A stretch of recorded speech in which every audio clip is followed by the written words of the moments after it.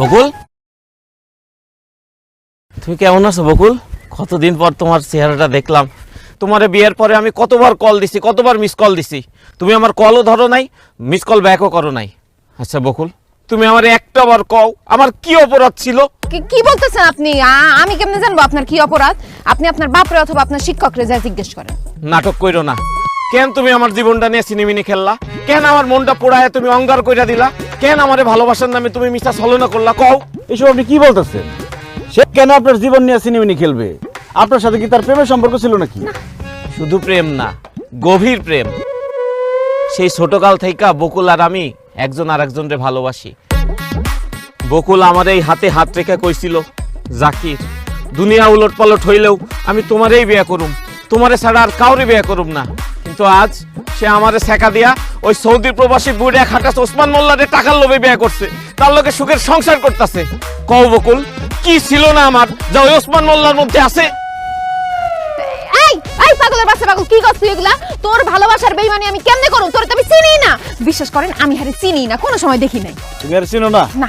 তা আমার মাথা শুয়ে কও যে আর চিনো না? সব কও, আর চিনো না? চিনি হালকা হালকা।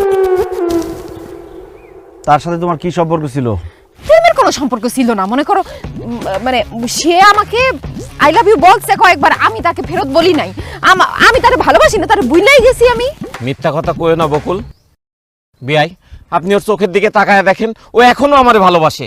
এই গাঞ্জটির বাচ্চা, আমি তোর কোন কালের বিয়ে? তুই আমার বিয়ে করছ কেন? আরে কি কন, আপনি বকুলের দেবর না, সেই হিসেবে তো আপনি আমার বিয়াই লাগেন, মধুর সম্পর্ক। বেয়াদবের বাচ্চা, আমি ওর দেবর না, আমি ওর জামাই লাগি। আমি ওসমান মোল্লা। হাই হাই, কি কন ভাই, আপনি তাইলে দুলা ভাই? বকুল, এটাই তোর জামাই? হো জাকিরের বাচ্চা, এটাই আমার জামাই। ও, এটা তোর জামাই? তাইলে ঠিক আছে, তুই জিত করছ। দুলা ভাই না বিদেশ থাকে, দেশে আইলো কবে? দেশে আইছে কদিন আগে দেশে আইছে, কিন্তু তুই এখন আমার জামাইয়ের সামনে সব কথা কই আমার হটে আড়ি ভাঙা দিছস। তোরে আজকে জুতা দিয়া পিড়াইয়া তোর পিঠের সামনে যদি আমি না তুলছি, আমার নামও বকুল না। আয় খারাপ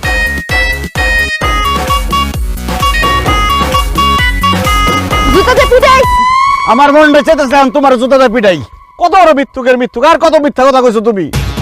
আমারে কইছে ছোটবেলা থেকে কোনো ছেলের দিকে সে তাকাই নাই, আর এদিকে গাঞ্জটির সাথে তলে তলে ইস্ট চলতেছে তার। না না না, তোমার মতো বিশ্বাসঘাতক বেইমানের সাথে আমার কোনো সম্পর্ক থাকতে পারে না। তুমি যাও তোমার বাবার বাড়িতে, আমি ফেরত যেতেছি। না না না না, আপনি যায়েন না, আমার রেখা দেন, আমার ভুল হয়ে গেছে, আমি আপনার কাছে মাফ চাইতেছি, আপনি আমার মাফ করে দেন। বিয়ার আগে তারে আমি হালকা হালকা ভালোবাসলেও, তা এখন আমি তারে ভুইলা গেছি।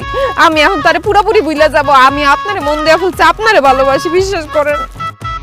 আমার স্যার আপনি যায়েন না, আপনার স্যার আমি বাঁচবো না, আমার আপনি মাফ করে দেন। তাহলে কান ধরো, কান ধরে কও জীবনে আর কোনোদিন তার সাথে দেখা করবে না, কথা বলবে না, কোনো সম্পর্ক রাখবে না। আজকে থেকে সে তোমার চাচা। এই যে কানে ধরতেছি, আপনি যা করবেন তাই হইব। আজকে থেকে সে অবশ্যই শুধু আমার চাচা না, সে আমার খালা, সে আমার মামা, সে আমার নানা, দাদা, যা আছে সে আমার সব। কিন্তু আপনি আমার মাফ করে দেন। ঠিক আছে, এইবারের মতো মাফ করলাম, কিন্তু মনে রাখবে এটাই প্রথম, এটাই শেষ। আসো।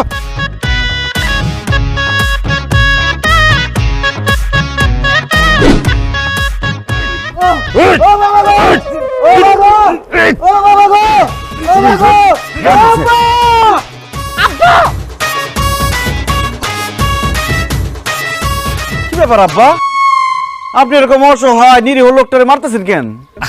আর বইলো না জামাই, একটা বেয়াদবি করছিল তো একটু শাসন করতেছিলাম। মিছা কথা কইতাছে জামাই। এই লোক কারেন্টে আমি সুদে টাকা নিছিলাম, দিতে পারি না দেখে সে আমাকে এইভাবে মারতাছে, সুদ করে বাচ্চা। ওরে আল্লাহ, এটা আমি কি শুনলাম আব্বা? আপনি সুদের কারবার করেন, আপনি সুদখোর। আপনার মেয়ের সাথে টেলিফোনে বিয়ের আগে আপনি আমার বলছেন টেলিফোনে যে আপনার লাইব্রেরির ব্যবসা আছে, আপনার লাইব্রেরির নাম নাকি করিম বই বিতান।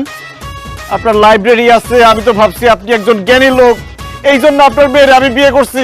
এখন তো দেখতেছি আপনি একটা সুদখোর। আই হায় রে, কেন যে আমি বাড়িতে এসে দেখে শুনে বিয়ে করলাম না, কেন যে টেলিফোনে বিয়ে করতে গেলাম। কথা বলো না কেন এখন? কি ব্যাপার, গন্ধ কিসের? চুলাই কি জানি দিছ না আব্বা? পুরতাছে কি জানি গন্ধ। গন্ধটা ভালো মনে হইতেছে না।